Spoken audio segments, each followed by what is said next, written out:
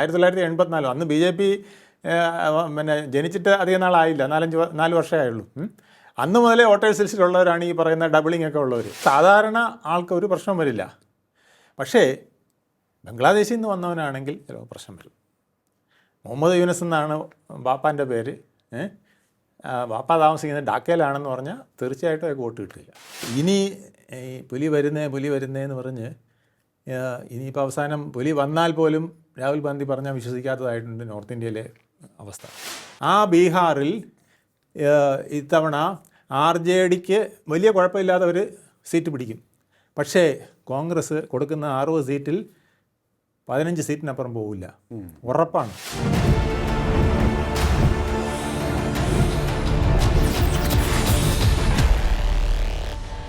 നമസ്കാരം, ടോക്കിംഗ് പോയിന്റിലേക്ക് സ്വാഗതം. കോൺഗ്രസ് നേതാവ് രാഹുൽ ഗാന്ധി ഹരിയാനയുമായി ബന്ധപ്പെട്ട് നടത്തിയ ആരോപണം, വോട്ട് ചോരി ആരോപണം അത്രയ്ക്കങ്ങോട്ട് ഏശിയില്ലേ? എന്താണ് രാഹുൽ ഗാന്ധിക്ക് അവിടെ സംഭവിച്ചത്? അതോ രാഹുൽ ഗാന്ധിയുടെ ആരോപണത്തിൽ കഴമ്പുണ്ട്, അതിനെ കണ്ടില്ലെന്ന് നടിക്കുകയാണോ? വോട്ട് ചോരി ആരോപിക്കുന്നവർ എന്തിന് തീവ്ര വോട്ടർ പട്ടിക പരിഷ്കരണത്തെ എതിർക്കണം? ഇന്ന് ടോക്കിംഗ് പോയിന്റ് ഈ വിഷയങ്ങളാണ് പരിശോധിക്കുന്നത്. നമ്മോടൊപ്പം ചേരുന്ന രാഷ്ട്രീയ നിരീക്ഷകൻ അഡ്വക്കേറ്റ് വേണുഗോപാൽ MS. നമസ്കാരം സാർ, ടോക്കിംഗ് പോയിന്റിലേക്ക് സ്വാഗതം. നമസ്കാരം. ഇപ്പോൾ ഹരിയാനയിൽ വലിയൊരു സംഭവം നടന്നു. ഹരിയാനയിൽ വോട്ട് ചോരി വ്യാപകമായിരുന്നു. 25 ലക്ഷം കള്ളവോട്ടാണ് നടന്നത് എന്നുള്ളതാണ് രാഹുൽ ഗാന്ധി ഏറ്റവും ഒടുവിൽ പൊട്ടിച്ച ബോംബിൽ ഏറ്റവും പ്രധാനപ്പെട്ട പോയിൻ്റായി പറഞ്ഞിരുന്നത്. അതെ, അത് പക്ഷേ അത്ര അങ്ങോട്ട് ഏശിയില്ല എന്നൊരു സംശയമാണ് പോയിരുന്നത്. ഏശിയില്ല എന്ന് മാത്രമല്ല, അത് ബാക്ക് ഫയർ ചെയ്തു നോർത്ത് ഇന്ത്യയിലൊക്കെ. നമ്മുടെ ഇവിടെ മാത്രമാണ് ആൾക്കാർ ഇപ്പോഴും അതിനെക്കുറിച്ചൊക്കെ ചില മീഡിയകളെങ്കിലും പറഞ്ഞുകൊണ്ടിരിക്കുന്നത്. ബാക്കി എല്ലായിടത്തും അദ്ദേഹത്തിന് അത് കൺവിൻസ് ചെയ്യാൻ സാധിച്ചില്ല എന്ന് മാത്രമല്ല, മീഡിയ തന്നെ ഇടപെട്ട്, അതായത് ഇന്ത്യൻ എക്സ്പ്രസ്, ടൈംസ് നൗ, അതുപോലെ തന്നെ ടെലഗ്രാഫ് തുടങ്ങിയ മാധ്യമങ്ങളെല്ലാം ഇതിൻ്റെ പുറകെ ഒരു സർവേ പോലെ കൊണ്ടു നടന്നു. ഇദ്ദേഹം പറഞ്ഞ ഡബിൾ വോട്ട്, 5 ലക്ഷത്തോളം വരുന്ന ഡബിൾ വോട്ട് എന്താണ്, 19 ലക്ഷം കണ്ട് വരുന്ന ബൾക്ക് വോട്ടുകൾ എന്താണ്, ഇങ്ങനെയൊക്കെയുള്ളൊരു അന്വേഷണവുമായിട്ട് അവരിറങ്ങി. അവരിതിൻ്റെ പുറകെ ഓരോ സ്ഥലങ്ങളായിട്ട് പരിശോധിക്കാൻ തുടങ്ങി. അപ്പോഴാണ് ഇതിൻ്റെ പിക്ചർ ഓരോരുത്തർക്ക് മനസ്സിലായത്. അതായത് രാജ്പാൽ ബുധാന എന്ന് പറഞ്ഞ ഒരാളുടെ വീട്ടിൽ 66 വോട്ട്, അങ്ങനെ വീട്ടിൻ്റെ നമ്പർ 150. ആ 150-ആം നമ്പർ വീട്ടിൽ 66 വോട്ട് എന്നുള്ളതാണ്. അപ്പോൾ അതിനെക്കുറിച്ച് ഇങ്ങനെ മാധ്യമങ്ങൾ അന്വേഷിച്ച് അവിടെ ചെന്നപ്പോഴാണ് ഇദ്ദേഹം 10 ഏക്കർ സ്ഥലം അവിടെ വാങ്ങിച്ച് 1984 മുതൽ താമസമാക്കിയതാണ്. അതിൽ 5 ഏക്കറിൽ കൃഷിയും 5 ഏക്കറിൽ വീടുമായിട്ട്, ആ വീട് ഒറ്റയ്ക്കല്ല, അദ്ദേഹത്തിൻ്റെ ബന്ധുമിത്രാദികളൊക്കെ ആയിട്ട് അവിടെ വീട് വെച്ച് താമസമാണ്. ഇത് 1984 മുതൽ അവരെല്ലാവരും ഹോട്ടൽ സിസ്റ്റം ഉണ്ട്. അങ്ങനെ പല കുടുംബങ്ങൾ ചേർന്ന് ഒരേ വീട്ടു നമ്പരാണ്, 150 എന്നാണ് അവർക്ക് വീട്ടു നമ്പർ കൊടുത്തിരിക്കുന്നത്. പക്ഷേ അവർ പല കൂട്ടുകുടുംബം പോലെ താമസിക്കുകയാണ്. 66 വോട്ട് അവിടെ ഉണ്ട് എന്ന് വ്യക്തമായി തെളിഞ്ഞതോടെ ആദ്യത്തെ വെടിചീറ്റി. പിന്നെ രണ്ടാമത്തത് കിഷ്ണി സർവത്ത് എന്ന് പറഞ്ഞിട്ട് വേറൊരു സ്ത്രീയുടെ കഥ പറഞ്ഞുകൊണ്ടാണ്. അതെങ്ങനെയാണെന്ന് വെച്ചാൽ 501 വോട്ടുണ്ടെന്ന് പറഞ്ഞു അവർക്ക് ഒരു വീട്ടിൽ. അതും ഇതുപോലെ തന്നെ അന്വേഷണമായിട്ട് ഇറങ്ങി. അവരുടെ വീട്ട് നമ്പർ 265. അപ്പോൾ ഇതൊക്കെ ഭയങ്കര കണ്ടുപിടുത്തം പോലെയാണ് ഇദ്ദേഹം അവതരിപ്പിക്കുന്നത്. അവിടെ 501 വോട്ടുണ്ട് എന്ന് പറഞ്ഞു തുടങ്ങി. അപ്പോൾ ഇത് അവരുടെ ഭർത്താവിൻ്റെ അപ്പൂപ്പൻ ഇതുപോലെ തന്നെ 30 ഏക്കർ സ്ഥലം അവിടെ വാങ്ങിച്ച് അത് അവരുടെ ബന്ധുമിത്രാദികളെല്ലാം ഒരു കോളനി പോലെ ആക്കി അതിനകത്തൊരു സ്കൂള് ഒക്കെ സ്ഥാപിച്ച് അവരിങ്ങനെ പല സെക്ടറായിട്ട് താമസിക്കുകയാണ്. അപ്പോൾ അവരെല്ലാം ഈ പലതായിട്ട് താമസിക്കുക. ആ ഏരിയയിൽ ആ വീടിന് അതിനൊറ്റ നമ്പരാണ് ഇട്ടിരിക്കുന്നത്. ഒറ്റ നമ്പരേ ഉള്ളൂ. ആ നമ്പറിലാണ് ഇവർ, കാരണം അത് പരമ്പരാഗതമായിട്ട് അങ്ങനെയാണ് ആ നമ്പർ ഇട്ട് വെച്ചിരിക്കുന്നത്. അപ്പോൾ അതും പൊളിഞ്ഞു പോയി. അവിടെ ചെന്നപ്പോഴാണ് അവിടെയും ഇതുപോലെ അവരൊരു സ്കൂളും ഒക്കെ നടത്തുന്നുണ്ട്. എല്ലാം കൂടെ അവരുടെ ബന്ധുമിത്രാദികൾക്കൊക്കെ വേണ്ടിയിട്ട് തന്നെയാണ് അങ്ങനെ അവിടെ താമസമാക്കിയിരിക്കുന്നത്. അപ്പോൾ അതും ഏശിയില്ല എന്ന്. ബാക്കി 30 ഏക്കറിൽ ബാക്കി കുറേ സ്ഥലമുണ്ട്, അതെല്ലാം അവർ കൃഷിക്കും മറ്റു കാര്യങ്ങൾക്കുമായിട്ട് ഉപയോഗിച്ചുകൊണ്ടിരിക്കുന്നു എന്നുള്ളതാണ്. അപ്പോൾ അതും ചീറ്റിപ്പോയി.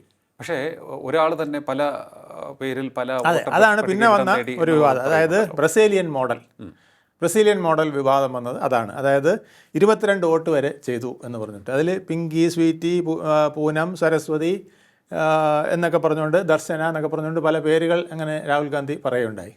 അവസാനം അതിൽ നോക്കിയപ്പം ഈ പിങ്കിയുടെ മുഖഭാവമായിട്ട് ഏതാണ്ട് കുറച്ച് സാമ്യമുണ്ട് ഈ ബ്രസീലിയൻ മോഡലിന്. അപ്പോൾ ഇത് ഈ വോട്ട് പിന്നെ ശേഖരിക്കാൻ ചെല്ലുന്ന നമ്മുടെ BLOമാർ ആരോ ഒരു പടം അങ്ങാണ്ട് എടുത്ത് ഇട്ടു, ഈ കുട്ടിയുടെ പടം കിട്ടിക്കാണില്ല.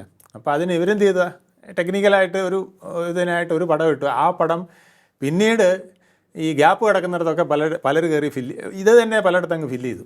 അങ്ങനെയാണ് 222 വോട്ട് 222 പേരിൽ വന്നത്. പക്ഷേ ഇത് വളരെ ഗുരുതരമായിട്ടുള്ള വീഴ്ചയാണത്. ഗുരുതരമായിട്ടുള്ള വീഴ്ചയാണ്, സംഗതി ശരിയാണ്. കാരണം ഇതിൻ്റെ ബുദ്ധിമുട്ടെന്ന് പറഞ്ഞാൽ ഈ BLOമാർക്ക് അധികം സമയം കിട്ടാറില്ല. അവർ കിട്ടുന്ന സമയത്തിന് ഓടിച്ചെന്ന് ചെയ്ത് കൊണ്ടുവരികയാണ്. അപ്പം അവിടെ നിർദ്ദേശം വരും, എല്ലാത്തിനും ഫോട്ടോ വേണം, എല്ലാത്തിനും അഡ്രസ്സ് വേണം. അപ്പോൾ 00 എന്ന് പറഞ്ഞ് പല അഡ്രസ്സിൽ പിന്നെ വീട്ടു നമ്പർ 00 വന്നിരിക്കും. അതെങ്ങനെയാണെന്ന് വെച്ചാൽ ഈ പിന്നെ കടത്തിണ്ണയിൽ കിടക്കുന്നവരുണ്ട്, ടെൻ്റ് അടിച്ച് കിടക്കുന്നവരുണ്ട്. അവിടെ ഒത്തിരി പേരുണ്ട് നോർത്ത് ഇന്ത്യയിലൊക്കെ, ചുമ്മാ ടെൻ്റ് അടിച്ച് അങ്ങനെ താമസിക്കുന്നുണ്ട്. അപ്പോൾ അവർക്കെല്ലാം വോട്ട് കൊടുക്കാനായിട്ട് പല രാഷ്ട്രീയ കക്ഷികൾ, കോൺഗ്രസും BJPയും BSPയും എല്ലാവരും ഇതുപോലെ തള്ളുകയാണ്. അപ്പോൾ ഇതെല്ലാവർക്കും വോട്ട് കൊടുക്കും. വോട്ട് കൊടുത്ത് അവർക്ക് വീടില്ല. അപ്പോൾ എന്ത് ചെയ്യും? 00. അപ്പോൾ വീടില്ലാത്തടത്തെല്ലാം ഓരോ 00 അടിച്ച് ഫില്ല് ചെയ്യും. അങ്ങനെ ഓരോന്നായിട്ട് ഇപ്പോൾ പത്രക്കാർ ഓരോ സ്ഥലത്ത് പോയി അന്വേഷിച്ചപ്പം ഇതൊന്നിലും സത്യമില്ല എന്ന് മാത്രമല്ല, ഈ 22 എന്ന് പറഞ്ഞ സ്ഥലത്തെ അവിടുത്തെ കുട്ടിയെ പോയി നോക്കിയപ്പോൾ പിങ്കി എന്ന് പറഞ്ഞൊരു കുട്ടിയാണ് അവർ വോട്ട് ചെയ്തിട്ടുണ്ട്. മറ്റ് പല സ്ഥലങ്ങളിൽ ഓരോ ആളെ നോക്കിയപ്പോൾ അവരെല്ലാം പോയി ഓരോ വോട്ടുകൾ ചെയ്തിട്ടുണ്ട്. അപ്പോൾ ഒരാളല്ല, ഈ പടം ഒന്നാണെന്നേ ഉള്ളൂ, പക്ഷേ എല്ലാം വേറെ വേറെ പേരിലാണ്. അത് ചെയ്യുന്ന ഈ BLOമാർക്ക് മോളിൽ നിർദ്ദേശം വരും, കംപ്ലീറ്റ് പടം വേണം, എല്ലാത്തിനും വീട്ടഡ്രസ്സ് വേണം, വീട്ടുപേര് വേണം. ഇവിടെ ഇപ്പോഴും SIR തുടങ്ങിയിരിക്കുന്നിടത്തും പല കുട്ടികളും ഇപ്പോൾ ഇറങ്ങിയിട്ട് കിടന്ന് ബുദ്ധിമുട്ടുകയാണ്. കാരണം ഒരാൾക്ക് 1800 ഇതേ കൊടുക്കുന്നുള്ളൂ. പക്ഷേ അവർക്കിത് കണ്ടെത്താനായിട്ടും എല്ലാമായിട്ട് സമയം വളരെ കുറവാണ്. അപ്പോൾ അവർ കിടന്ന് ഓടുകയാണ് ഇതിനായിട്ട്. അതെ. ഈ പ്രശ്നങ്ങൾ ഇതൊക്കെ സാങ്കേതിക പ്രശ്നങ്ങളാണ്. അപ്പോൾ ഇതിനെയെല്ലാം മുതലെടുത്തുകൊണ്ട് ഈ ഇതിൽ പറഞ്ഞവരെല്ലാം 1984 മുതൽ ഈ വോട്ടേഴ്സ് ലിസ്റ്റിലുള്ളതാണ്. ഓക്കെ. 84 മുതൽ 1984 അന്ന് BJP പിന്നെ ജനിച്ചിട്ട് അധികം നാളായില്ല, 4 വർഷമേ ആയുള്ളൂ. അന്ന് മുതലേ വോട്ടേഴ്സ് ലിസ്റ്റിലുള്ളവരാണ് ഈ പറയുന്ന ഡബിളിംഗ് ഒക്കെ ഉള്ളവർ. അപ്പോൾ ഇതൊന്നും അന്ന് കറക്റ്റ് ചെയ്യാത്തത്? അന്ന് മുതലേ ഇതൊന്നും കറക്റ്റ് ചെയ്യാറില്ല എന്ന് പറഞ്ഞാൽ അതുകൊണ്ടാണ് SIR വേണമെന്ന് ഇപ്പം നിഷ്കർഷിക്കുന്നത്. പക്ഷേ ഇത്തരത്തിൽ ഇരട്ട വോട്ട് ചോരിയൊക്കെ ആരോപിക്കുന്നവർ ഈ SIRനെ എതിർക്കുകയാണ്. അതെ, അതാണ് അതിൻ്റെ ഇരട്ടതാപ്പ്. കാരണം എന്ന് വെച്ചാൽ ഇപ്പോൾ ഇവിടെ തന്നെ കഴിഞ്ഞ 2 ദിവസം മുമ്പ് രാജീവ് ചന്ദ്രശേഖർ ഒരു കഥ പറഞ്ഞു. അതായത് 3.5 കോടി ജനങ്ങളുള്ള കേരളത്തിൽ 4,10,00,000 ആധാർ കാർഡുകൾ പോയിരിക്കുന്നു. അതെങ്ങനെയാണ്? അത് കണക്ക് വെച്ചാൽ 60 ലക്ഷം, 3.5 കോടി എന്ന് കൊച്ചു കുട്ടികൾ ഉൾപ്പെടെയാണ്, മനസ്സിലായില്ലേ? അപ്പോൾ അതായത് എല്ലാം കൂട്ടിയാൽ പോലും 60 ലക്ഷം ആധാർ കാർഡുകൾ ഇവിടെ അധികമായിട്ട് കിടന്ന് ഓടുന്നുണ്ട്. ഇതെല്ലാം വോട്ടാണ്. അപ്പോൾ ഇത് SIRൽ കണക്ക് നോക്കുമ്പം ഇപ്പോൾ വളരെ സ്ട്രിക്റ്റാണ്. നിങ്ങളൊരു ഫോം ഫില്ലപ്പ് ചെയ്ത് കൊടുക്കണം. നിങ്ങളാരാണ്, പേരെന്താണ്, പഴയ ഡീറ്റെയിൽസൊക്കെ അതിനകത്ത് കാണും. അതിന് ശേഷം താഴെ ഇതെല്ലാം നമ്മൾ ഫില്ല് ചെയ്ത് കൊടുക്കണം. നമ്മുടെ ബ്ലഡ് റിലേഷൻ ഉൾപ്പെടെയുള്ള കാര്യങ്ങൾ ഫില്ല് ചെയ്ത് കൊടുക്കണം. അപ്പോൾ അതിനകത്ത് സാധാരണ ആൾക്ക് ഒരു പ്രശ്നം വരില്ല. പക്ഷേ ബംഗ്ലാദേശിൽ നിന്ന് വന്നവനാണെങ്കിൽ ചിലപ്പോൾ പ്രശ്നം വരും. മുഹമ്മദ് യൂനസ് എന്നാണ് ബാപ്പാൻ്റെ പേര്. ബാപ്പ താമസിക്കുന്നത് ഡാക്കയിലാണെന്ന് പറഞ്ഞാൽ തീർച്ചയായിട്ടും അയാൾക്ക് വോട്ട് കിട്ടില്ല. അല്ലാതെ ഇവിടെയുള്ള മുഹമ്മദ് യൂനസാണ്, അപ്പുറത്താണ് ബാപ്പ താമസിക്കുന്നത്, അദ്ദേഹത്തിൻ്റെ വീട് ഇതാണ്, അല്ലെങ്കിൽ ഇവിടെ അല്ല അദ്ദേഹം തമിഴ്നാട്ടിലാണ് താമസം, ഇന്നതാണ് എന്ന് പറഞ്ഞാലും കുഴപ്പമില്ല. അല്ലാതെ ഉള്ളവർക്ക് പ്രശ്നമാകും. അല്ലാതെ ബോധപൂർവം വോട്ട് പട്ടികയിൽ നിന്നും ഒഴിവാക്കാൻ പറ്റില്ലല്ലോ. കാരണം അങ്ങനെ ഒഴിവാക്കാൻ പറ്റില്ലല്ലോ. ഒഴിവാക്കിയാൽ ഇവിടെ വലിയ വിപ്ലവം ഉണ്ടാവില്ലേ?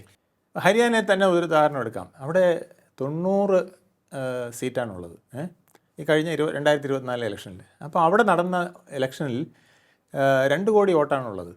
അതിൽ പോൾ ചെയ്യപ്പെട്ടത് 67.8%. അപ്പോൾ അതായത് ഏതാണ്ട് 66 ലക്ഷം വോട്ടുകൾ പോൾ ചെയ്തിട്ടില്ല. അതിൽ ഈ 2.5 ലക്ഷം 25,000 വരുന്നുണ്ട്, പോട്ടെ, അത് നമ്മൾ കൂട്ടണ്ട. 25 ലക്ഷം വരുന്നുണ്ട്. എന്നിട്ടും അത് കൂട്ടാതെ നമ്മൾ വെറും 1,44 ലക്ഷം എടുത്താൽ പോലും ഈ 25 ലക്ഷം പേര് കള്ള വോട്ട് ചെയ്തിട്ടുണ്ടെങ്കിൽ, ഡബിളിങ്ങൊക്കെ ആയിട്ട് വോട്ട് ചെയ്തിട്ടുണ്ടെങ്കിൽ 6 പേര് ക്യൂ നിൽക്കുമ്പം ഒരാൾ വീതം കള്ള വോട്ട് ചെയ്തിരിക്കണം. അപ്പോൾ ഇവിടെ 28ഓളം BLAമാർ കോൺഗ്രസ്സിന് തന്നെ അവിടെ ഉണ്ടായിരുന്നാണ് പറയുന്നത്. അപ്പോൾ ഇവരൊക്കെ എന്ത് ചെയ്യുമായിരുന്നു? ഇവരാരും കാണാതെ ഇതിങ്ങനെ നടക്കൂ. അപ്പോൾ ഇത് വെറും മനുഷ്യന് വിശ്വസിക്കാൻ പറ്റാത്ത കാര്യമാണ്. ഇനി അതിലും കുറവാണ് ശരിക്കും പറഞ്ഞാൽ. ഇതിപ്പോൾ പിന്നെ BJPക്കാരാണ് ചെയ്തതെന്ന് പറഞ്ഞാൽ, BJPക്കാർ ചെയ്തെങ്കിൽ ഇതിൻ്റെ പകുതിയായിട്ട് വരികയാണ്. അപ്പോൾ ഏകദേശം 66-70 ലക്ഷം ആയിരിക്കും BJPക്ക് ഇപ്പോൾ 48 സീറ്റിന് കിട്ടിയിരിക്കുക.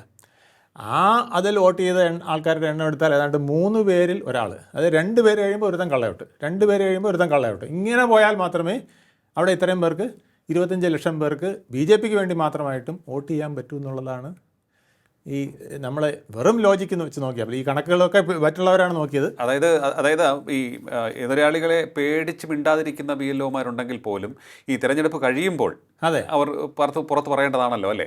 ഇത് BLOമാരുടെ മാത്രമല്ല, ഇതിനകത്ത് നടന്നിട്ടുള്ള കാര്യങ്ങൾ നമുക്ക് കൃത്യമായിട്ട് പോളിംഗ് ബൂത്തിൽ വെച്ച് തന്നെ അറിയാൻ പറ്റുമല്ലോ. കാരണം ഇത്ര വ്യാപകമായിട്ടൊരു കള്ളവോട്ട് ആർക്ക് ചെയ്യാനാണ് പറ്റുന്നത്? ഒരിക്കലും പറ്റുന്ന കാര്യമല്ല. പക്ഷെ അവർ ചൂണ്ടിക്കാണിക്കുന്ന മറ്റൊരു കാര്യമുണ്ട്. ഈ തിരഞ്ഞെടുപ്പ് കൗണ്ടിങ്ങിൻ്റെ ദിവസം ആദ്യം എന്താണ് പോസ്റ്റൽ ബാലറ്റുകൾ ഭൂരിഭാഗവും ആർക്കായിരുന്നു? കോൺഗ്രസിനായിരുന്നു.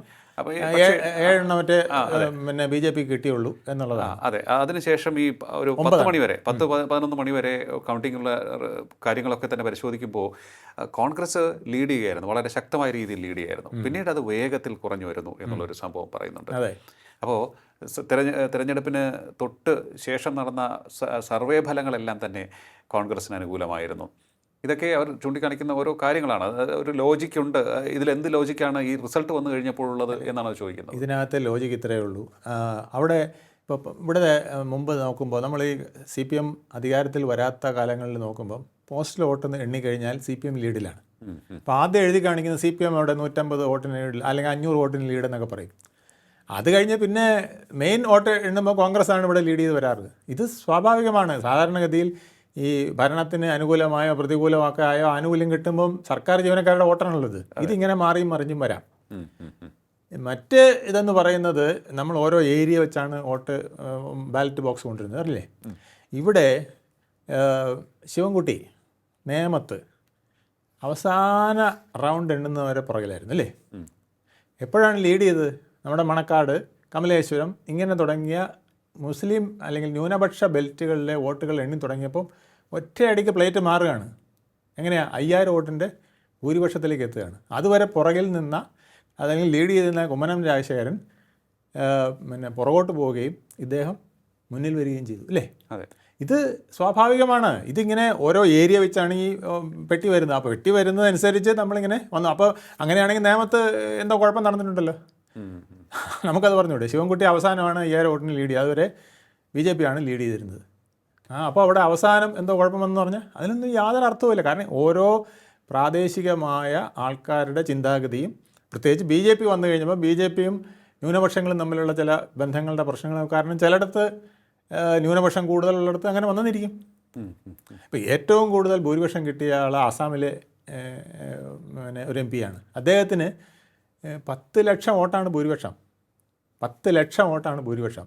എന്താ കാര്യം എന്ന് വെച്ചാൽ അതവിടെ ആ ബോർഡറിൽ വരുന്ന പിന്നെ മണ്ഡലത്തിൻ്റെ പേര് ഞാൻ പറഞ്ഞത്, അവിടെ 10 ലക്ഷം വോട്ട് ഇങ്ങനെ 13 ലക്ഷം ആണ്ട് അവിടെ ആകെ വോട്ടുള്ളൂ. അതിൽ 10 ലക്ഷം അദ്ദേഹത്തിന് ഭൂരിപക്ഷമാണ്. കാരണം എന്താ? അവിടെ മുസ്ലിം പോപ്പുലേഷൻ തിക്കായിട്ടുള്ള ഒരു മണ്ഡലമാണ്. ആ മണ്ഡലത്തിൽ പിന്നെ എതിരാളിക്ക് അത്രേ കിട്ടിയുള്ളൂ, 2 ലക്ഷമോ അങ്ങാണ്ടേ കിട്ടിയുള്ളൂ. ഇദ്ദേഹത്തിന് ബാക്കി മുഴുവൻ കിട്ടി. അപ്പോൾ 10 ലക്ഷം വോട്ട് ലീഡ്, ഇന്ത്യയിലെ ഏറ്റവും കൂടുതൽ ലീഡറുള്ള ആൾ ഇദ്ദേഹമായിരുന്നു. ഇതുപോലെ പല സ്ഥലങ്ങളിൽ, മധ്യപ്രദേശ് ചില സ്ഥലങ്ങളിൽ BJPക്ക് ഭയങ്കരമായ ലീഡ് കിട്ടിയ സ്ഥലങ്ങളുണ്ട്. കാരണം അവിടെ ആളുകളുടെ ഒരു രീതി വെച്ചിട്ടാണത്. അത് നമ്മൾ പകുതി നേരം ഇങ്ങനെ നിന്നു, അത് കഴിഞ്ഞിട്ട് പിന്നെ താന്നു പോയി. അതുകൊണ്ട് വോട്ടർ പിന്നെ എന്തോ കളിയുണ്ട് ഈ വോട്ടിംഗ് മെഷീൻ്റെ കളി ഞാൻ പറഞ്ഞുതരാം.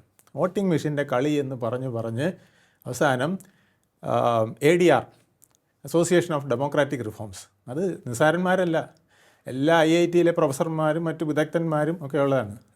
ഞാനതിൻ്റെ ഇവിടുത്തെ സ്റ്റേറ്റ് കോർഡിനേറ്ററായിരുന്നു. എനിക്കറിയാം. ത്രിലോചൻ ശാസ്ത്രി എന്നൊരാളുണ്ട്, കമ്പ്യൂട്ടർ കണ്ടുപിടിച്ച ആളാണ്. അദ്ദേഹമാണ് ഈ കേസ് കൊടുത്തത് സുപ്രീം കോടതിയിൽ. ഈ വോട്ടിംഗ് മെഷീനിൽ എന്തോ തകരാറുണ്ട്, കുഴപ്പമുണ്ടെന്ന്. അവസാനം സുപ്രീം കോടതി തീരുമാനിച്ചു, ഈ പല പെറ്റീഷൻ ഇങ്ങനെ വരികയാണല്ലോ, ഇത് A to Z പഠിക്കാൻ തീരുമാനിച്ചു. അങ്ങനെ ഫാക്ടറിയിൽ നിന്ന് ഇറങ്ങുമ്പം മുതൽ ഇതിവിടെ എത്തുന്നത്, ഒരു വോട്ടറുടെ അടുത്ത് ഇത് എത്തുന്നത് വരെയുള്ള കാര്യങ്ങൾ, തിരിച്ച് വരുന്ന വോട്ടിംഗ് കൗണ്ടിങ് നടക്കുന്ന വരെയുള്ള കാര്യങ്ങൾ അവരെ കംപ്ലീറ്റ് അനലൈസ് ചെയ്ത്, ടെക്നിക്കൽ ടീമിനെ വെച്ച് അനലൈസ് ചെയ്തു. അപ്പോൾ ത്രിലോചൻ ശാസ്ത്രി ഇതിൻ്റെ ഒരുപാട് എവിഡൻസുകളും കാര്യങ്ങളും ഒക്കെ ആയിട്ട് അവിടെ വന്നതാണ്. ഒന്നും തെളിയിക്കാൻ കഴിഞ്ഞില്ല എന്ന് മാത്രമല്ല, റിമോട്ടിലിരുന്ന് ഈ സാധനം ഓപ്പറേറ്റ് ചെയ്യാൻ പറ്റില്ല. ഇത് പ്യുവർ മാനുവലാണ്, മനസ്സിലായില്ലേ? ഇവിടെ ഏതോ സിസ്റ്റം വർക്ക് ചെയ്യുന്നത്, അങ്ങനെ സിസ്റ്റം വർക്ക് ചെയ്യാൻ പറ്റില്ല ഇതിൽ. നമ്മുടെ മൊബൈലിൽ പറ്റും. കാരണം ഇത് പിന്നെ നമുക്ക് അന്തരീക്ഷത്തിൽ കൂടെ വരുന്ന പല കാര്യങ്ങളുണ്ട്. എൻ്റെ മൊബൈലിൽ വേണമെങ്കിൽ ചില മാനിപ്പുലേഷൻസ് ഒക്കെ നടത്താൻ വേറൊരിടത്തിരുന്ന് പലർക്കും പറ്റുന്നിരിക്കും. ഓൺലൈനിൽ ചില കാര്യങ്ങൾ. പക്ഷേ ഈ വോട്ടിംഗ് മെഷീൻ എന്ന് പറയുന്നത് അതിനകത്ത് മാനുവൽ അല്ലാത്തൊരു കാര്യം ചെയ്യാൻ പറ്റില്ല. നമ്മളിങ്ങനെ കുത്താനേ പറ്റുള്ളൂ. അങ്ങനത്തെ സിസ്റ്റമാണ് അതിനകത്ത് ഉണ്ടാക്കി വെച്ചിരിക്കുന്നത്. ആ സിസ്റ്റത്തിനകത്ത് ആർക്കും ഈ പെട്ടി എടുത്തു കഴിഞ്ഞാൽ ഇത് കൊണ്ടുപോയി അവിടെ നമ്മൾ ബാറ്ററി വെച്ച് ഇത് നമ്മൾ എണ്ണിയെടുക്കുന്നതല്ലാതെ അതിനകത്ത് മാനുവൽ അല്ലാതെ വരുന്നൊരു കാര്യമില്ല എന്നുള്ളതാണ്. അതുപോലെ കോടിക്കണക്കിന് പെട്ടികൾ വരികയാണ്. ഇത് ആരാണ്, ഏത് പിന്നെ ജില്ലയിലാണ്, ഏത് സംസ്ഥാനത്താണ്, ഏത് ബൂത്തിലാണ് പോകുന്നതെന്നൊന്നും ആർക്കും അറിയാൻ പറ്റില്ല. പിന്നെ ഇവിടെ വന്നു കഴിയുമ്പോഴാണ് നമ്മളിതിൻ്റെ സ്ഥാനാർത്ഥിയെ പോലും ഇടുന്നത്. ശശി തരൂർ കൈപ്പത്തി ഇന്നടത്താണെന്നുള്ളത് ഫിക്സ് ചെയ്യുന്നത് ഇവിടെ വെച്ചിട്ടാണ്, സ്ഥാനാർത്ഥിയുടെ മുമ്പ് വെച്ച്. സ്ഥാനാർത്ഥി ഇല്ലെങ്കിൽ അദ്ദേഹത്തിൻ്റെ ഏജൻറ്റ് മുമ്പ് വെച്ച്. അതുപോലെ തന്നെ രാജീവ് ചന്ദ്രശേഖർ താമര അവിടെ വെച്ചാണ് ഫിക്സ് ചെയ്യുന്നത്. എന്നിട്ട് ഇവരോട് പറയും, അടിച്ച് നോക്കാൻ പറയും, താമര തന്നെ വീഴുന്നത്. ഇപ്പോൾ വീഴുന്നത് മാത്രമല്ല, ഇപ്പോൾ പിന്നെ സ്ലിപ്പും കൂടെ കൊടുക്കുകയാണ് അല്ലേ.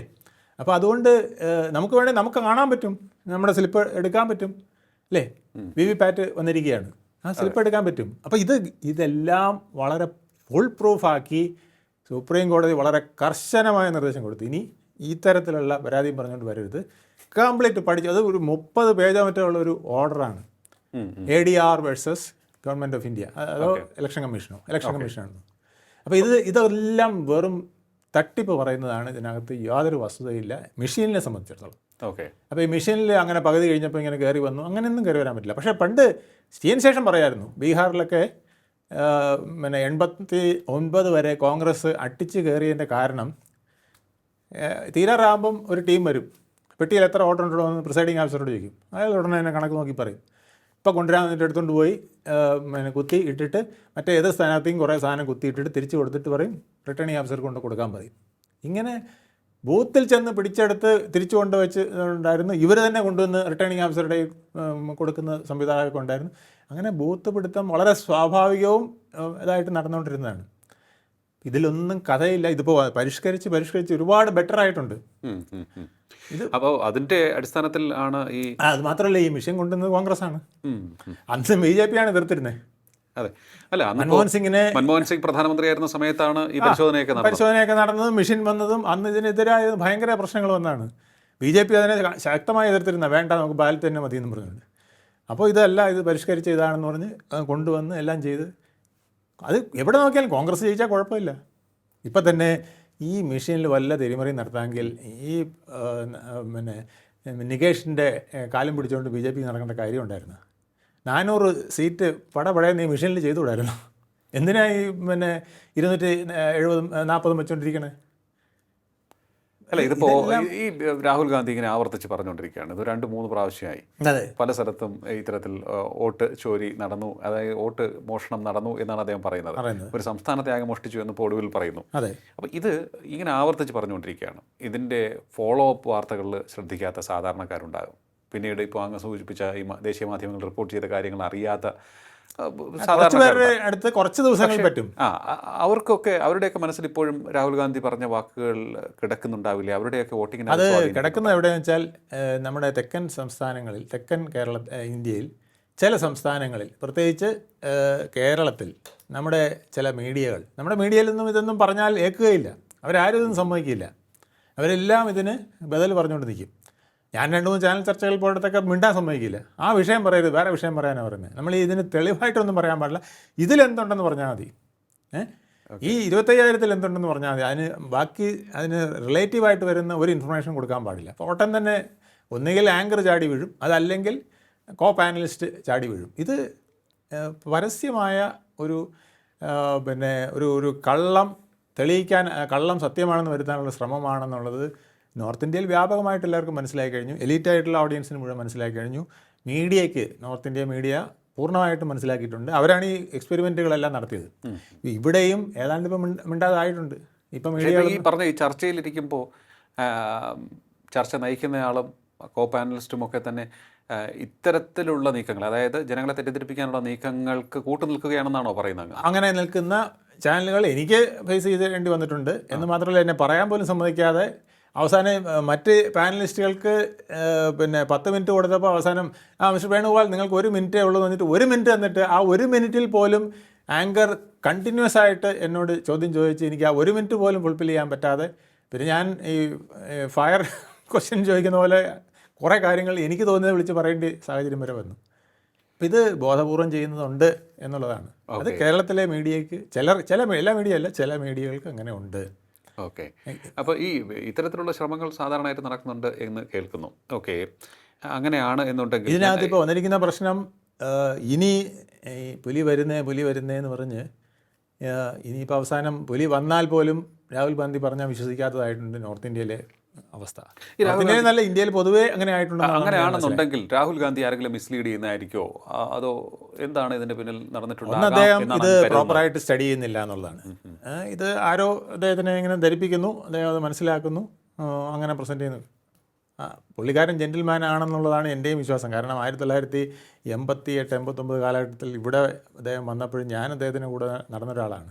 വളരെ ഇന്നസെൻ്റ് ആയിട്ടുള്ള, അന്ന് പ്രായം വളരെ കുറവാണ്, 17-18 വയസ്സേ ഉള്ളൂ. ആ സമയത്ത് എൻ്റെ കൂടെ നടന്ന് ഇവിടെ അച്ഛൻ ലക്ഷദ്വീപിൽ ഹോളിഡേക്ക് വന്നതാണ് രാജീവ് ഗാന്ധി. അമ്മയും ഉണ്ടായിരുന്നു, ഇദ്ദേഹം ഉണ്ടായിരുന്നു.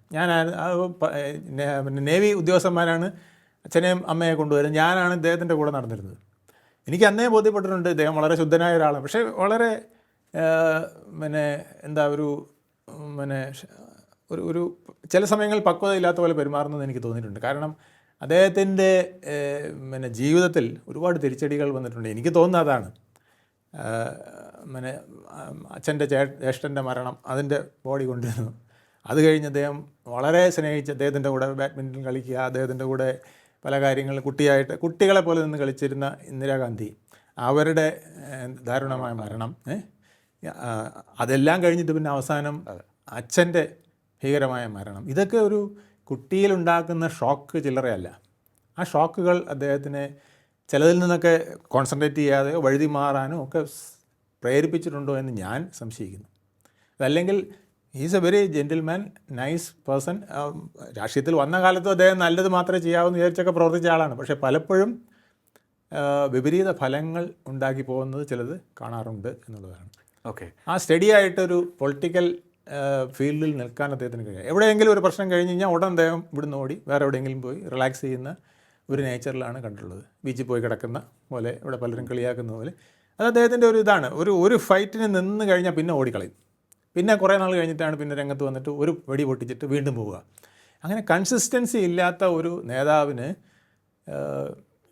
BJP പോലൊരു പാർട്ടിയെ, അല്ലെങ്കിൽ പ്രത്യേകിച്ച് നരേന്ദ്രമോദി അമിത്ഷായെ പോലെ 24/7 ആയിട്ട് നിൽക്കുന്ന ഒരു പൊളിറ്റീഷ്യൻസിനെയൊക്കെ നേരിടാൻ കപ്പാസിറ്റി ഉണ്ടോ എന്ന് കോൺഗ്രസ്സുകാർ ജഡ്ജ് ചെയ്യേണ്ടതാണ്.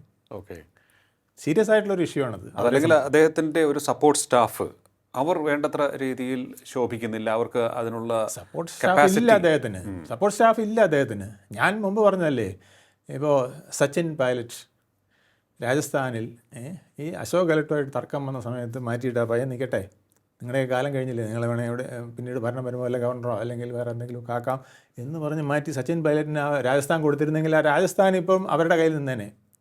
അതുപോലെ ജ്യോതിരാദിത്യ സിന്ധ്യ, അദ്ദേഹം പോകില്ലായിരുന്നു. ഈ കമൽനാഥ് എന്ന് പറയുന്ന, പണ്ട് കമൽനാഥൊക്കെ ഹീറോ ആയിരുന്നു മധ്യപ്രദേശിൽ.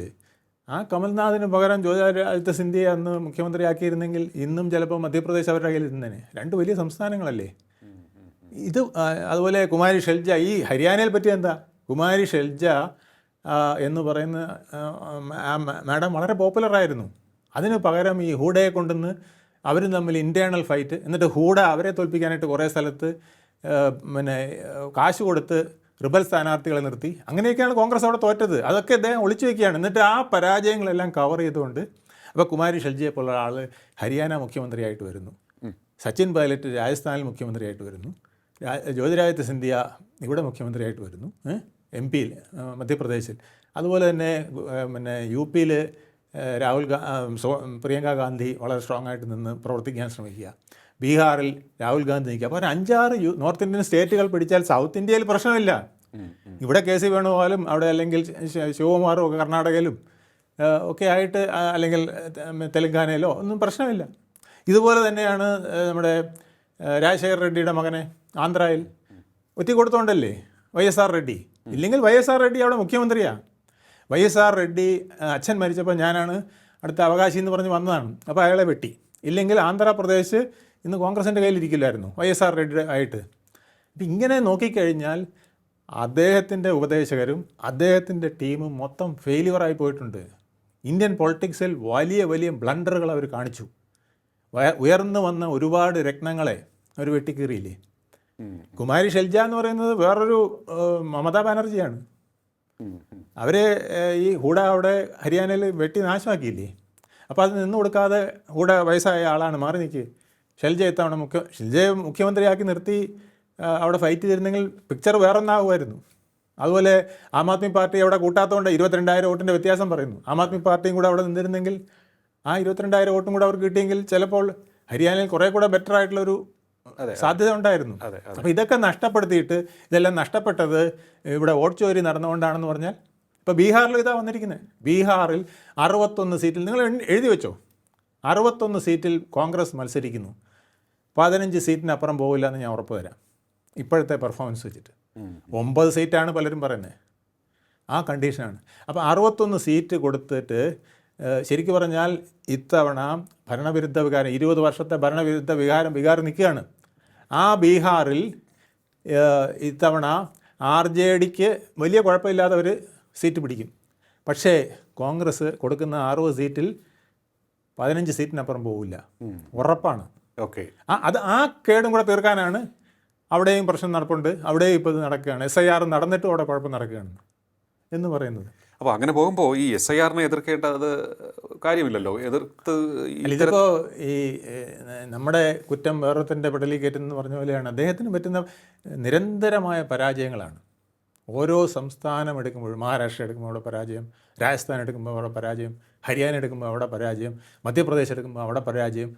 ഇങ്ങനെ പരാജയങ്ങളുടെ പടുകുഴിയിലേക്ക് പോയിട്ട് അവസാനം ഇപ്പോൾ ബീഹാർ ഞങ്ങൾ പിടിക്കുമെന്നും പറഞ്ഞിട്ടാണ് വോട്ട് ചോരി യാത്രയും 17 ദിവസം അവിടെ കിടന്ന് തലകുത്തി മറിയലും 500 കിലോമീറ്റർ അലഞ്ഞ് തിരിഞ്ഞ് നടന്നതും. അത് കഴിഞ്ഞിട്ട് മുങ്ങി എവിടെയോ പോയി കുറേ നാളും ഏതോ ബീച്ചിൽ പോയി കിടന്നിട്ട് പിന്നെ തിരിച്ച് വന്നിട്ട് പിന്നെ വോട്ട് ചോരിയും പറയുകയാണ്. ഇത് പൊളിറ്റിക്സിന് അങ്ങനെ ഒരാൾക്ക് ഇന്ന് ഇന്ത്യൻ പൊളിറ്റിക്സ് കൺട്രോൾ ചെയ്യാൻ ഒക്കില്ല.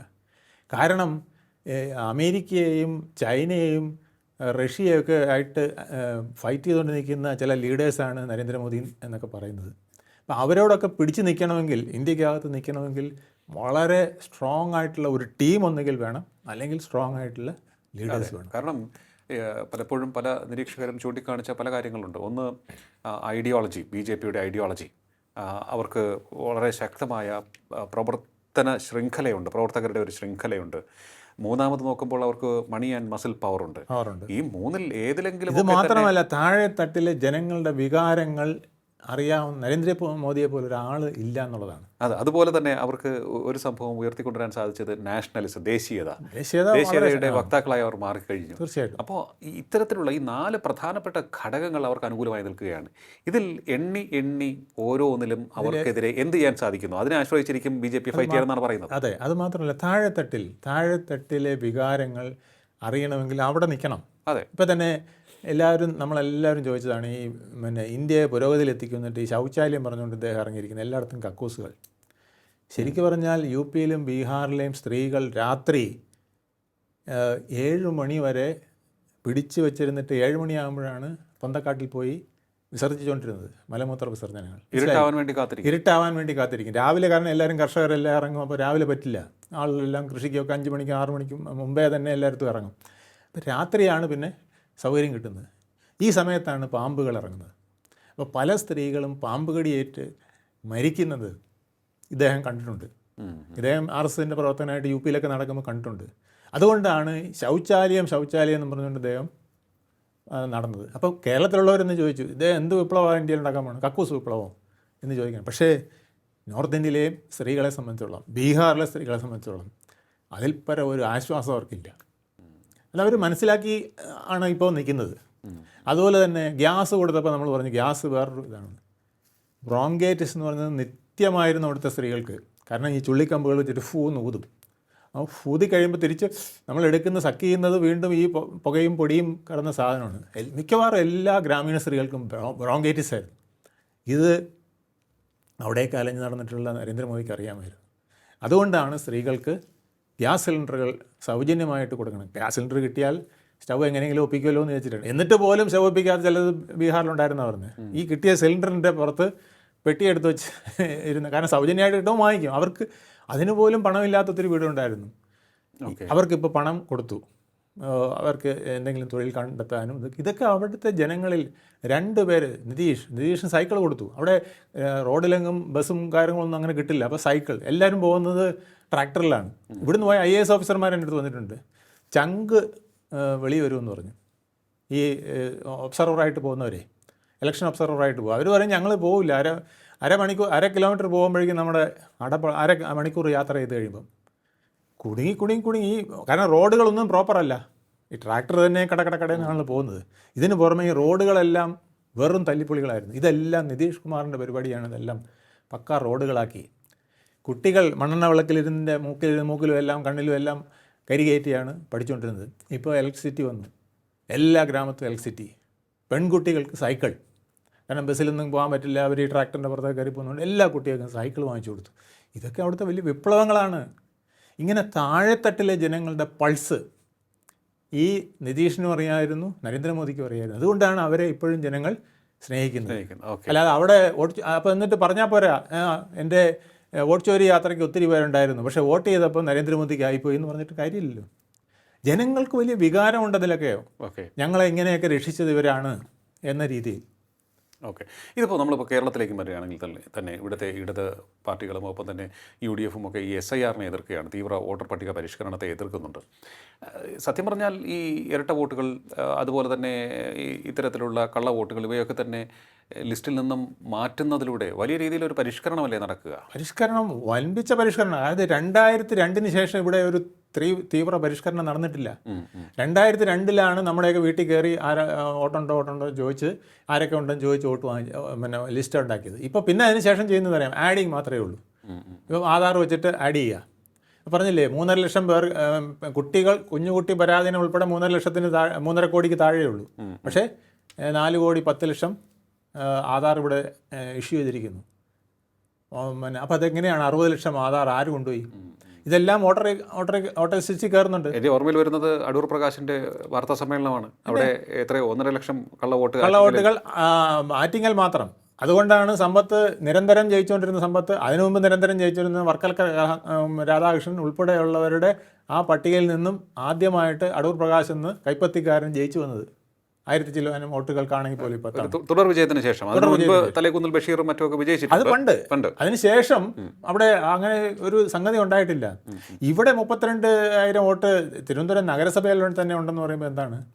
അപ്പോൾ ഇതൊക്കെ ഇതിൻ്റെ ഒരു കാര്യം എന്ന് വെച്ചാൽ, ഇത് ഇങ്ങനെ ഇപ്പം ഞാൻ പറയാം, ഇന്നത്തെ പത്രം എടുത്ത് നോക്ക്, മിനിമം ഒരു 25 പേരുടെ പേര് മരിച്ചവരുടെ നമ്മൾ പത്രത്തിൽ തന്നെ കാണും. ഇതിൻ്റെ ഒരു 4 ഇരട്ടിയോ 5 ഇരട്ടിയോ ആയിരിക്കും മരിച്ചിരിക്കുന്നത്. 100 പേര് ഒരു ദിവസം ഒരു ഏരിയയിൽ മരിക്കുന്നുണ്ട് അല്ലേ? അങ്ങനെ 10 ദിവസം ആകുമ്പോൾ 1000 പേരായില്ലേ? 100 ദിവസം ആകുമ്പോൾ 10,000 പേരായില്ലേ? ഇതെല്ലാം വോട്ടറായിട്ട് അവിടെ കിടക്കുക. ഇതെല്ലാം ഡിലീറ്റ് ചെയ്യുന്നുണ്ടോ? ഇതവിടെ കിടക്കുകയാണ്. അതാണ് ഈ 30% കൂടുതൽ പോളിംഗ് ഒരിടത്തും വരാത്തത്. ഇത് കുറേ പേര് ഇങ്ങനെ കിടക്കുകയാണ്. ഇത് ഹരിയാനയിലും ഉണ്ട്, ബീഹാറിലും ഉണ്ട്, കേരളത്തിലും ഉണ്ട്. ഈ ഡ്യൂപ്ലിക്കേഷൻ ഇങ്ങനെ മരിച്ചവരുടെ ഇത്. അപ്പോൾ ഈ മരിച്ചവരുടെ വോട്ട് എന്ത് ചെയ്യുമെന്ന് അറിയാമോ? ആരെങ്കിലും മിടുക്കന്മാർ പോയി ചിലപ്പോൾ വോട്ട് ചെയ്യും, ഏതെങ്കിലും ഒരു കള്ള ID ഒക്കെ വെച്ചിട്ട് പോയി വോട്ട് ചെയ്യും. അങ്ങനെയാണ് കള്ള വോട്ടുകൾ ഉണ്ടാകുന്നത്. അപ്പോൾ അതെല്ലാം ഡിലീറ്റ് ചെയ്യാനുള്ള ശ്രമമാണ്. ഇപ്പോൾ തന്നെ പലരും പറയുന്നു ബീഹാറിൽ ചരിത്രത്തിലില്ലാത്ത പോളിംഗ്. എങ്ങനെയാണ് വന്ന ചരിത്രത്തിലില്ലാത്ത പോളിംഗ്? അവിടെ വേറൊന്നും ഒരു അത്ഭുതം നടന്നില്ല. SIR വന്നപ്പം വോട്ടേഴ്സ് ലിസ്റ്റ് അപ്ഗ്രേഡ് ചെയ്തു. അപ്പോൾ ജീവിച്ചിരിക്കുന്നവർ ഒത്തിരി പേരുണ്ട്, അവർ പോയി വോട്ട് ചെയ്തു. അല്ലാതെ ഇത് പലർക്കും 2000 ശേഷം ആദ്യമായിട്ട് 64% എന്ന് പറയുന്നത്. കേരളത്തിലും ഇതുപോലത്തെ അവസ്ഥയാണ്. ഇവിടെ SIR വരണം. ഇവിടെ മാത്രമല്ല, ഇവിടെ SIR വന്നാൽ 50 ലക്ഷം പേര് വോട്ടർ ലിസ്റ്റിൽ നിന്ന് മാറുമെന്നാണ് പറയുന്നത്. അപ്പോൾ ജയിക്കുന്ന ആരാണെന്ന് പിന്നെ നമ്മൾ നോക്കേണ്ടത് കാണാം. അവിടെയാണ് ഈ ചർച്ച അവസാനിക്കുന്നത്. അതായത് രാഹുൽ ഗാന്ധി ഉന്നയിച്ചിരിക്കുന്ന ആരോപണങ്ങൾ വേണ്ടത്ര അങ്ങോട്ട് ബലപ്പെട്ടില്ല, പൊട്ടിയില്ല, പൊട്ടാത്ത ബോംബായി മാറിയിരിക്കുകയാണ് ഹരിയാനയിലും എന്നാണ് പറഞ്ഞു വയ്ക്കുന്നത്. കാരണം അദ്ദേഹത്തിൻ്റെ ആരോപണങ്ങളിൽ വലിയ കഴമ്പൊന്നുമില്ല എന്ന് തൊട്ടടുത്ത ദിവസങ്ങളിലെ മാധ്യമ റിപ്പോർട്ടുകളിലൂടെ മനസ്സിലാക്കാൻ കഴിയുന്നു എന്നാണ് അഡ്വക്കേറ്റ് വേണുഗോപാൽ MS പറയുന്നത്. ഒപ്പം തന്നെ രാഹുൽ ഗാന്ധിക്ക് ശരിയായ രീതിയിൽ ബുദ്ധി പറഞ്ഞു കൊടുക്കുവാനൊരു ടീമില്ല എന്നുള്ള ഒരു വസ്തുത കൂടി നിലനിൽക്കുന്നു. ഒപ്പം വളരെ കൺസിസ്റ്റൻ്റായ രാഷ്ട്രീയ പോരാട്ടം കാഴ്ചവെക്കുവാൻ രാഹുൽ ഗാന്ധിക്ക് കഴിയുന്നില്ല. അദ്ദേഹം ഇടയ്ക്കിടെ എങ്ങോട്ടൊക്കെയോ മുങ്ങിപ്പോകുന്നു എന്നുള്ളതാണ്. എന്തായാലും അത് കോൺഗ്രസിനെ സംബന്ധിച്ചിടത്തോളം അത്ര ശുഭകരമായിട്ടുള്ള കാര്യമല്ല. കേന്ദ്ര നേതൃത്വം എത്രത്തോളം ശക്തമായും ബുദ്ധിപരമായും മുന്നോട്ട് പോകുന്നു എന്നുള്ളതിനെ ആശ്രയിച്ചിരിക്കും BJP എന്ന വലിയ പാർട്ടിയെ എതിർക്കുവാൻ അവർക്ക് സാധിക്കുന്നതിൻ്റെ അടിസ്ഥാനം നിലനിൽക്കുന്നത്. ഇനി SIRലേക്ക് വരികയാണ് എന്നുണ്ടെങ്കിൽ ഇത്തരത്തിൽ കള്ളവോട്ടുകളുണ്ട് എന്ന് പരാതിപ്പെടുന്നവർ എന്തിന് തീവ്ര വോട്ടർ പട്ടിക പരിഷ്കരണത്തെ എതിർക്കണം? വോട്ടർ പട്ടികയിലുള്ള തെറ്റായ പേരുകൾ വെട്ടിമാറ്റുകയല്ലേ അതിന് അനിവാര്യമായിട്ടുള്ളൊരു ചുവടുവയ്പ്? എന്തിന് അതിനെ എതിർക്കണം? നമ്മുടെ നാട്ടിലെ മലയാളികളായിട്ടുള്ള BLOമാരാണല്ലോ അതിനുവേണ്ടി വരുന്നത്, ഒപ്പം തന്നെ ഉദ്യോഗസ്ഥരാണല്ലോ. അവരൊക്കെ തന്നെ ഏതെങ്കിലും തരത്തിലുള്ള കള്ളത്തരങ്ങൾക്ക് കൂട്ടുനിൽക്കുമോ? പ്രത്യേകിച്ച് ഇവിടെ ശക്തമായ രാഷ്ട്രീയ പ്രവർത്തനം എല്ലാവർക്കും അവകാശപ്പെടാൻ സാധിക്കുന്നുണ്ട്, അതിനുള്ള സാഹചര്യവും നിലനിൽക്കുന്നു. അപ്പോൾ പിന്നെ ഇവിടെ അർഹരായവരെ വോട്ടർ പട്ടികയിൽ നിന്നും പുറത്താക്കും എന്ന് നമ്മൾ എന്തിന് പേടിക്കണം എന്നുള്ള ചോദ്യം ഇവിടെ ഉയരുന്നുണ്ട്. എന്തായാലും കാത്തിരുന്ന് കാണാം ഈ ഒരു വിഷയം ഏത് തലത്തിലേക്കാണ് ഇനി പോകാൻ പോകുന്നത് എന്ന്. വളരെയധികം നന്ദി സർ, ഇത്രയും സമയം ടോക്കിംഗ് പോയിന്റുമായി സംസാരിച്ചത്. ടോക്കിംഗ് പോയിന്റിൻ്റെ ഈ അധ്യായം ഇവിടെ പൂർണ്ണമാകുന്നു. ഇനി അടുത്ത എപ്പിസോഡിൽ കാണാം നമുക്ക്. നമസ്കാരം.